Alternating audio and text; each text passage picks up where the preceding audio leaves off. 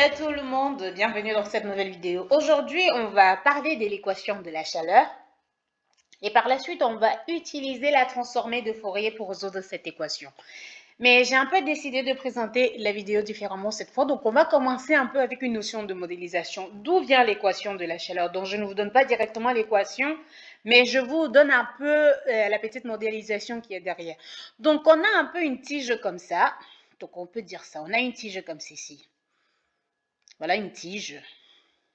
Alors, juste bien compléter là. On regarde la diffusion de la chaleur. Alors, si je dis déjà diffusion, c'est un peu le terme, mais on veut regarder le comportement de la chaleur dans cette tige. Généralement, c'est une tige qu'on va donner la longueur et qu'on peut donner la condition initiale qui se situe ici, par exemple, à l'entrée de la tube. Maintenant, on regarde le comportement de la chaleur, c'est-à-dire que comment je vois, si je prends un point ici, quelle est la température par exemple à ce point? Alors comment je vais noter? Je vais noter par U la température qui est donnée à ce point-là. Alors vous voyez que U c'est une position, on a une position X qui représente où on a pris le point et on veut regarder l'évolution de cette température-là ou de cette chaleur-là au cours du temps. C'est-à-dire que si je prends un point U ici de comportement, pardon, un U à la position X au temps T. Qu'est-ce qui se passe à l'instant d'après? Donc, on fait un peu cette petite modélisation en disant que on a un temps T et un temps T plus delta T. C'est un peu cette variation delta T. Donc, à cet instant, on a la chaleur qui est la température qui est U de xt. Ici, on a U de x plus delta T. Donc, qu'est-ce qui se passe? Si je prends la température à un instant T donné, qu'est-ce qui se passe si je fais varier ou si j'attends par exemple 2 heures, 3 heures? C'est un peu cette variation delta T. Donc, on a U de T. Alors, je mets X. Hein. X, c'est la position. Donc, on va juste dire pour X, pour la position fixée, pour X fixé, on va prendre U de X à l'instant T plus delta T. Ça va être égal à la température qu'on avait à l'instant T, plus les variations qui se sont rajoutées, plus les variations qu'on a eues à l'instant delta T. Et ces variations-là, on a la diffusion, comme la chaleur se diffuse là-dedans. On a cette diffusion, et cette diffusion se modélise en utilisant le Laplacien. Donc, on a la diffusion de cette température-là. Et donc, maintenant, cette équation, je renvoie juste ce terme de ce côté. J'ai U de x t plus delta t moins U de t, U de x t, qui nous donne égal à delta t fois le Laplacien de U de x t. Et donc, je renvoie là, ça me fait U de x à l'instant t plus delta t moins U à l'instant t divisé par delta t égale au... Alors, vous voyez, le Laplacien, c'est comme si on avait la dérivée carrée par rapport à x, parce que c'est bien par rapport à la position de U. On peut mettre U là, U de x t. Et donc là, ça nous donne tout simplement, si je fais tendre delta t V0, ceci simplement, c'est la dérivée de U par rapport au temps au point xt, qui est égal à la dérivée carrée de U par rapport à x au carré au point xt. Alors, c'est ça, cette équation de la chaleur. Voilà comment je modélise la diffusion de la température dans un tube. Ça peut être aussi dans une maison, ça peut être dans un puits. C'est vraiment cette modélisation-là et que vous allez retrouver justement cette équation de la chaleur dans plusieurs d'autres choses. Donc, ça, c'est comment on retrouve l'équation. Donc, on a dérivé de U par rapport au temps au point xt moins dérivée carrée de U par rapport à x au carré. Ça, c'est le Laplacien xt égale à 0. Donc, comme on trouve comment cette température se comporte, comment trouver justement cette température-là, c'est-à-dire U de x de t est égal à quoi? C'est où les transformés de Fourier interviennent. C'est à ce moment-là qu'on va utiliser la notion de transformé de Fourier pour résoudre. Parce que vous voyez cette équation ici, je vais appliquer les transformés de Fourier sur l'équation. Alors, en prenant notre équation, on applique la transformée de Fourier sur la dérivée de U par rapport au temps au point xt moins la transformée de la dérivée carrée de U par rapport à x au carré au point xt. Maintenant, ce que je n'ai pas rajouté, c'est qu'on applique la transformée en oméga. Et là, en oméga, c'est qui est égal à la transformée de 0 en oméga. Alors, la transformée de 0, c'est 0. Mais la remarque qu'il faut faire, c'est que la transformée s'applique à la position x, pas à la température, pas au temps. C'est-à-dire que cette dérivée est inchangeable. C'est comme si on allait appliquer la transformée que sur u, donc ça fait la dérivée de la transformée de u par rapport au temps, au point. Par contre, étant donné qu'on change x, ça devient oméga t, moins la dérivée. Vous savez, la transformée de la dérivée carrée, c'est comme si on applique cette transformée deux fois. Comment ça se passe? Ça fait là, on aura d'abord i oméga fois la transformée, ou du moins la dérivée pour une fois encore au point oméga t, et là, égale à 0. Mais on applique encore la transformée une nouvelle fois. Ceci nous donne quoi encore? Oméga, i oméga de u chapeau de oméga t. Ça, c'est u chapeau qui est la transformée, bien sûr. Donc, ici, on a tout simplement la dérivée par rapport au temps de la transformée de u au point oméga t. Moins, là, j'aurai i fois oméga. Donc, ça me donne tout simplement plus oméga au carré fois u chapeau de oméga t. Vous voyez, c'est formidable les transformées de Fourier. On est quitté d'une équation où on ne pouvait pas résoudre directement. Regardez un peu cette équation-là. Cette équation, on ne peut pas trouver la solution. Oui, bien évidemment, on peut passer par les méthodes de caractéristiques et tout ce qui nécessite une autre partie des EDP. Mais là, avec les bonnes propriétés de la fonction U, justement, qui est la température qu'on a choisie, et en appliquant la transformée de Fourier, on a juste cette équation qui est tout simplement quoi? Vous voyez, si je pose Y égale à U, si je pose Y, voilà, donc Y égale à U carré, alors j'utilise là, si je pose Y égale à U chapeau, on a quoi? On a tout simplement Y' plus oméga carré Y égale à 0. Une simple équation ordinaire d'ordre 1 qu'on peut résoudre sans problème. Mais de là, la résolution de cette équation nous permet de trouver la transformée de la température. Mais nous, on cherche la température, nous, on cherche U de xt, mais ça, c'est déjà une bonne évolution. Donc, voilà un peu ce que le pouvoir, qu'on peut dire, le pouvoir des transformées de Fourier sur la résolution des problèmes pratiques qu'on rencontre tous les jours dans la construction des bâtiments, dans l'écoulement de l'eau et dans vraiment la diffusion qu'on peut avoir dans les plantations, ce que je travaille dessus, par exemple, vu que les sports utilisent le vent pour se diffuser, on se retrouve avec pas mal de ces formats d'équations-là.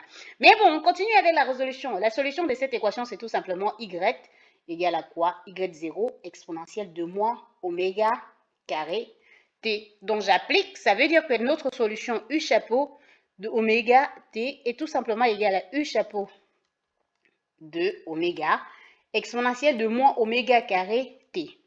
Donc, on a la solution de notre équation différentielle, on a la transformée de notre température qu'on recherche. Maintenant, on va chercher la transformée, on va chercher, pardon, U de xt à partir de sa transformée. Vous vous rappelez, pour utiliser toutes ces choses, on fait appel au transformé de Fourier inverse. Mais il y a un peu une technique, je vais dire, c'est un peu une structure de coup qu'on peut avoir. Je ne vais pas forcément vous faire des résolutions, donc je fais, comment dire, un raccourci, si on peut dire ça comme ça. On va montrer que la solution, bon, pas forcément, oui, on va montrer que U de x de t peut s'écrire comme U0 de x. Ah non, plutôt 1 sur 2 pi U0 de x, 1 sur 2 pi U0 de x, produit de convolution de la transformée inverse de G de oméga dt. Avec G de oméga qui n'est autre que ce côté de la fonction qu'on a trouvé oméga carré t. Donc, on veut dans un premier temps montrer que U s'écrit comme ça. Et vous voyez que dans un second temps, il faudra juste calculer la transformée inverse de ce G de oméga et on a notre solution. Comment ce calcul se fait? Regardez un peu l'expression qu'on a.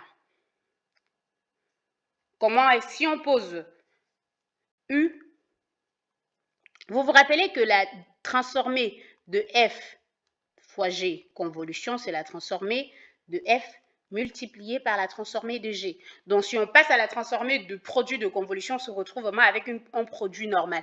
Donc, ce que je vais faire, je vais tout simplement prendre la transformée de ce terme qu'on a là.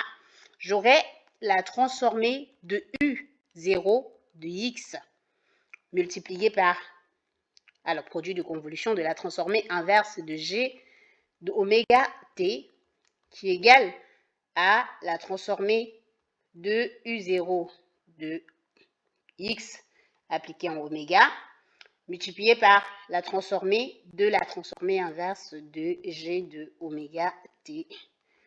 Et ceci, ça nous donne la transformée de U0 en oméga. Et vous voyez, cette transformée, c'est tout simplement 2 fois pi de G de oméga T. C'est les formules de transformée avec les transformées inverses qu'on connaît déjà. Et ce qui nous donne 2 pi transformée de U0 oméga fois G de oméga T. Or, G de oméga T, on savait, ça fait 2 pi U0 chapeau de oméga fois exponentielle de mon oméga carré et T. Vous voyez, tout ceci, c'est quoi? C'est tout simplement pas U0, c'est tout simplement la transformée oméga T qu'on avait là au départ. Rappelez-vous, hein, c'est ça qu'on a trouvé. C'est ça. Et donc, si je redescends là, ça veut dire que d'après tout ce qu'on vient de calculer, on a tout simplement montré que on peut écrire la transformée de U0 de X convolution de la transformée inverse de ce G qu'on a choisi, égale à 2 pi fois la transformée, alors il y a la parenthèse là, fois la transformée de U de oméga T. Vous voyez, voilà un peu ce qu'on a. Je peux bien réécrire la relation, la transformée de U0 de X, produit de convolution fois la transformée inverse de G de oméga T. Alors ça, c'est bien appliqué en X aussi, hein, même si on ne le précise pas, égale à 2 pi fois la transformée de U de oméga T. J'applique encore maintenant la transformée inverse. Et en appliquant la transformée inverse, qu'est-ce que j'obtiens? J'obtiens tout simplement U0 de X, produit de convolution, fois la transformée là de oméga T, égale tout simplement 2 pi. Vu que j'applique la transformée inverse, je retrouve tout simplement U de xt. Donc là, ça c'était la transformée appliquée en oméga. Et donc, U de xt est tout simplement égal à 1 sur 2 pi fois U0 de x, produit de convolution de la transformée dg de oméga de t. Vous savez qu'il y a les transformées inverses, tout comme les transformées qui sont, comment on dit, tout comme les transformées qui sont usuelles. Alors, ayant cette formule, on est à pile poil de notre solution. Il suffit de calculer ça. Alors, pour calculer ça, ce qu'on fait, c'est de dire, bon, G d'oméga de t, c'est pas compliqué, c'est exponentielle de mon oméga carré t. Ça, c'est une forme ou c'est une fonction qu'on connaît déjà sa transformée. Et sa transformée, c'est tout simplement sa transformée inverse, je voulais dire. F de G d'oméga de t est tout simplement égal à exponentielle de moins x au carré, alors ça c'est appliqué en x, hein, divisé par 4t fois la racine de pi divisé par t. Et voilà ce que cette transformée la donne. Mais maintenant, il faut compléter notre solution parce qu'on a le produit de convolution. Vous rappelez que le produit de convolution, c'est le produit qui est commutatif, g de x, qui est tout simplement égal à l'intégrale de moins l'infini à plus l'infini de f de y, g de x moins y dx. Donc, dy, pardon. Donc, c'est ça que je vais appliquer ici parce qu'on a le produit de convolution. Alors, notre U de xt, notre température, la solution de notre équation de chaleur, c'est 1 sur 2 pi fois le produit de convolution de U0 de x, produit de convolution avec ceci, g de oméga de t. Là, ça s'est appliqué à x. Ce produit de convolution peut encore être commutatif. Ça fait 1 sur 2 pi de transformer comme ceci de g de oméga de t Là, produit de convolution de U0 et tout ceci appliqué en X n'est autre qu'égal à l'intégrale de moins l'infini à plus l'infini de F là bas de G de oméga de T appliqué en Y fois U0 de X moins Y de Y. C'est juste la formule de produit de convolution que je fais là, rien de plus. Et alors, en utilisant cette expression qu'on a là, cette expression qu'on a ici, on trouve tout simplement que notre solution U est égale à, on a la formule, hein, l'intégrale, il y a 1 sur pi que j'ai laissé là, 1 sur 2 pi pourtant pour moi, moins l'infini à plus l'infini de exponentielle de, là vu qu'on a remplacé, ça nous fait moins y au carré divisé par 4t, racine de pi divisé par t, multiplié par u0 de x moins y dy. Si je fais traverser, la solution de l'équation de la chaleur est tout simplement égale à 1 sur 2 pi. L'intégrale, c'est par rapport à c'est par rapport à y, donc je peux sortir cette racine, l'intégrale de moins l'infini à plus l'infini de exponentielle de moins y au carré divisé par 4t fois u0 de x moins y dy.